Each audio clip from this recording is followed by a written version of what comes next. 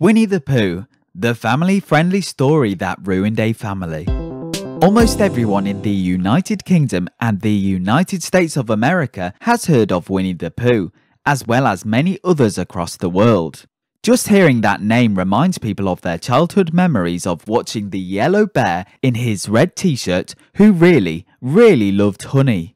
It's hard to believe that there could be anything upsetting behind this lovable character and the stories, TV shows and films that he has featured in. However, if you look behind the scenes, there's a lot more to Winnie the Pooh than first meets the eye. Normal viewers and readers of Winnie the Pooh might not think about how the character was invented or what inspired it, but diving deeper into where Winnie the Pooh came from and who first made the character leads you to an unexpectedly tragic family story. A quick introduction. The author of the Winnie the Pooh books, Alan Milne, had a son called Christopher Milne. His father used his first two names to write a children's book called Winnie the Pooh, where the main characters were Christopher Robin and his bear friend, Winnie the Pooh. The bear was based on a stuffed bear toy that Christopher Robin had. Within the world of Winnie the Pooh, the kind-hearted bear is friends with a child called Christopher Robin, who he shares many adventures with in the 100-acre wood. They're joined by other animals such as Tigger, the tiger, Piglet, the pig, and Eeyore, the donkey, while they go on gentle adventures in search of honey, Eeyore's tail, and other fun, light-hearted tasks. However, Christopher Robin is not just a story character, and Winnie the Pooh is not just a cartoon bear. The real Winnie's story. As the story goes, Christopher Robin and his family often visited the London Zoo, where there was a black bear called Winnie. There was also a swan which Christopher would often try to feed, but if it didn't want any food from Christopher, then the young boy would say Pooh. It's interesting to note that the black bear called Winnie actually had a very exciting life as well. She was first owned by a Canadian soldier who bought her as a cub at a train station for just $20. It doesn't sound like a lot, but that would be $429 in today's money. He named the bear cub Winnipeg Bear because he grew up in a town called Winnipeg using the name Winnie for short. She became the mascot for Harry's troop of soldiers, but when the soldiers had to go from England to France, they were told that Winnie could not come with them. She instead went to the London Zoo. Winnie was so gentle and loved by all the children who visited the zoo.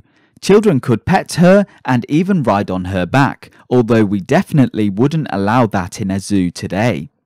One of those children was Christopher Robin. He was so impressed by the bear that he renamed his stuffed bear to Winnie the Pooh from his love of his time spent at the zoo. So, this is where the iconic name for this childhood character comes from. Real-life inspiration. But what about the inspiration for the stories themselves and the 100-acre wood? Well, the Milne family bought a farm called Cotchford Farm in 1924, and Christopher, together with all his toys, moved there. As you can imagine, young Christopher loved the forest and hollows around the farm and often played there with all his stuffed animals. There are hollow trees, just like where many of the Winnie the Pooh characters live, as well as 6 pines, a stream, and a gorse bush. Alan Milne noticed his son playing with his stuffed animals in the countryside around the farm and often joined in. Together, they composed stories about their many adventures. As the author himself later said, "I didn't invent anything, I just had to write it down." But who could have guessed that these simple home stories would have become extraordinarily popular across the world? The success of Winnie the Pooh. At first, everything was going right for Alan Milne. Winnie the Pooh was an instant success, selling around 150,000 copies from October 1926 to the end of 1926, just 3 months. Some people have compared the sudden success of Winnie the Pooh stories to Harry Potter's success today, and it is really impressive. For example, the Latin translation of Winnie the Pooh is the only Latin book to ever be on the list of New York Times bestsellers. Alan Milne went on to write another 2 books in the Winnie the Pooh series, Now We Are 6 in 1927 and The House at Pooh's Corner in 1928. But you might think it's strange that Alan didn't write a lot more books about Winnie the Pooh, considering how successful they were. However, the fame and fortune were beginning to have a negative effect on the author of Winnie the Pooh, and also the real-life Christopher Robin. The author's regrets. Most people think that it is an author's dream to have a loved series of books that is really popular, and that might be true for a lot of authors, but Alan Milne ended up regretting that he ever wrote the Winnie the Pooh books. He wrote many other things before Winnie the Pooh, such as poems and essays that were published in Punch magazine, where he became an assistant editor. He was also a popular playwright with 18 plays as well as a novelist with 3 novels, including a murder mystery, quite different to Winnie the Pooh. However, once his Winnie the Pooh books became popular, he found it difficult to write and publish more serious writing. In his own words, he said he had said goodbye to all that in 70,000 words, talking about his previous writing career, because the approximately 70,000 words that make up the Winnie the Pooh books had ruined his reputation as an adult author.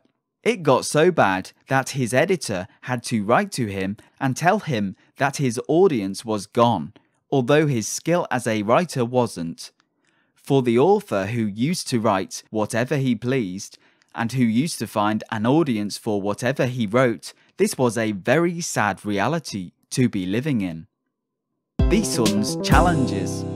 One huge mistake that Alan Milne made was not changing his son's name when he used him for the character of Christopher Robin. He likely didn't think that the stories about a boy and his bear friends would get so popular, but it was still a decision that changed the course of his son's life forever. At first, Christopher Robin liked how famous the Winnie the Pooh books made him. His nanny would help him write replies to fan letters from other children, and he helped with audio recordings of the books. He also performed parts from the books in front of 350 people at a party, and he was in a pageant in 1929 where he acted based on the books.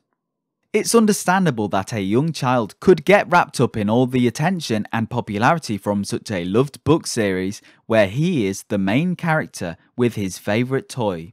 But then Christopher Robin went on to boarding school. The year was 1930, and it marked the beginning of his hate of the Winnie the Pooh books and their success. At school, he was teased all the time by the other boys. They would play the audio recordings of him over and over again until they finally gave him the record and he smashed it to bits. Even adults would judge the made-up character based on him, with Chris Powling, a critic, writing, "Was there ever a more insufferable child than Christopher Robin?" Growing up in this negative environment full of criticism and judgment can't have been healthy. Driving a family apart. In fact, it was so bad that Christopher Robin felt he had to prove himself by going to war.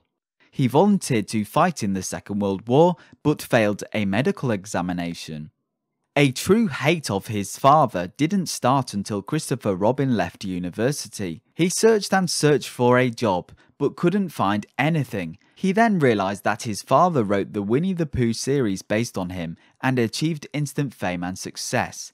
In Christopher Robin's opinion, his father exploited him to create that book series, and now he was left with nothing except the empty fame of being his son. Splitting the family apart even more, Christopher Robin married Leslie de Selincourt, his first cousin, when he was 27. This was a problem because Christopher Robin's mother and Leslie's father, who was Christopher's mother's brother, had disliked each other for 30 years. So she heavily disapproved of the marriage. After this, Christopher Robin never truly repaired his relationship with his parents, although his hate of his father cooled down a little bit. Christopher Robin, grown up. Christopher Robin and his wife opened up a bookshop together, which was quite successful. It remained open until 2011, when the owners at the time closed it. In his memoirs, Christopher Robin said that he could look at those 4 books without flinching, talking about the Winnie the Pooh books, which is certainly some progress. He also gave up all of his childhood toys to the New York Public Library in 1947 because he didn't have any use for them and didn't particularly want to see them. They stayed on display for 20 years. In the years before his father's death, Christopher Robin did visit him every so often, but not a lot. However, after his father died, Christopher only saw his mother one more time before she died 15 years later. She completely refused to see him when she was on her deathbed, which must have been tragic for both mother and son. But the bad feelings between them were even more powerful than the sadness. The conclusion of Winnie the Pooh. So, there is a lot more to the story of Winnie the Pooh than first meets the eye. The true Christopher Robin had to deal with teasing and name-calling in school and hate within his family. And the author had his writing career ruined because nobody wanted him to write other things that weren't Winnie the Pooh. Today, Winnie the Pooh is worth around $6 billion as a franchise, and it earns Disney around $2 billion each year, being their second most profitable character after Mickey Mouse. But was it worth all the sadness and heartache? Is the story of a made-up boy and his bear more important than an actual boy's childhood, which was torn away from him by fame that he never asked for? It's interesting to wonder whether Alan Milne would have ever written Winnie the Pooh if he knew what would happen to his writing career and his relationship with his son due to the series. Do you think he still would have chosen money over love and happiness?